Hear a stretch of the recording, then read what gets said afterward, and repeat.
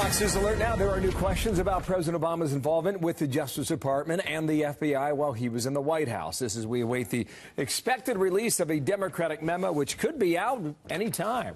Republican John Ratcliffe, member of the House Judiciary Committee, former U.S. Attorney. Sir, how are you? And good day to you. You've seen that memo, right? Hi, Bill.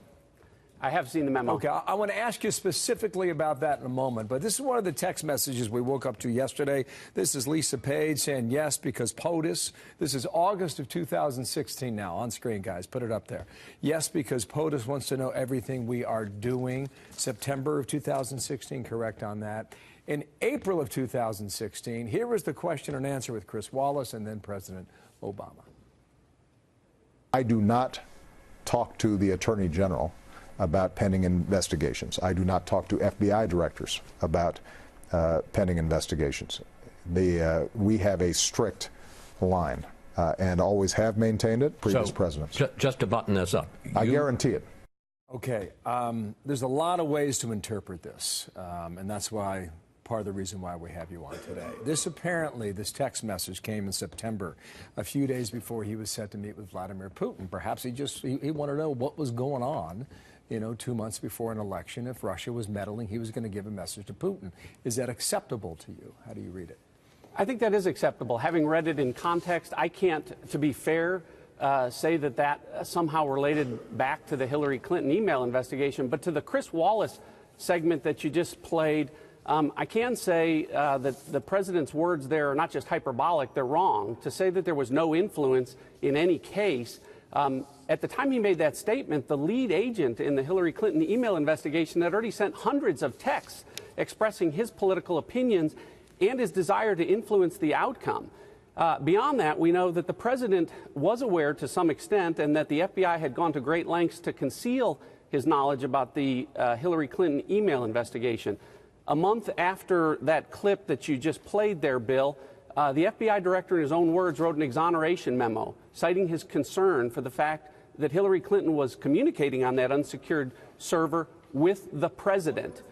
Subsequent revisions of that exoneration memo deleted the word president and put in another senior government official, and then subsequent revisions took it out altogether. So very clearly the FBI wanted to conceal the president's involvement with this matter. So we know that he was aware. We just don't know how much he knows. The FBI wanted to conceal his involvement. You stand by that? Well, very clearly there was an effort to take him out of any discussion about the Hillary Clinton email investigation. Again, Bill, this was the FBI director's own words. He wrote that exoneration memo and referenced the president and then deleted it to take it out. Understood. In the interest of time, I want to move to topic number 2. You've seen the memo, right? On behalf of Democrats, a week ago, your town was freaking out, right? The FBI was up on the Hill. The FBI was at the White House. It's been quiet this week. What do the American people need to understand about what you read and interpreted in that memo? Well, I have not only seen the Democratic memo, Bill, but I've seen the underlying source documents. And if the American people get a chance to look at this, what's most important is what's not in the memo. And what's not in the Democratic memo is a reflection that the FISA court was ever told that the Hillary Clinton campaign paid for the dossier that was used as a basis to spy on an associate of the Trump campaign. They could have done that, in a few words in their 10-page memo. They don't do it because it's not in there. It's not in the FISA applications that I review. So the Republican memo, the Democrat memo, and the underlying documents are all consistent on that point, that the FISA court was not told that one candidate for president of the United States had commissioned and paid for the central piece of evidence being used to seek a warrant to spy on an associate of the other candidate for president of the United States. In that footnote, what does it say? How descriptive does it get if we were to read it? Well, so what the Democrats do is they send 10 pages saying, well, the court was told that there were words like political motivation used, and there were footnotes sourcing potential funding sources of how this was paid for, and that the court very clearly, correct, no names, that could have or should have been able to put 2 and 2 and 2 and 2 together and divide to get to the right answer. So. Okay. All right. Okay. We're going to have to wait.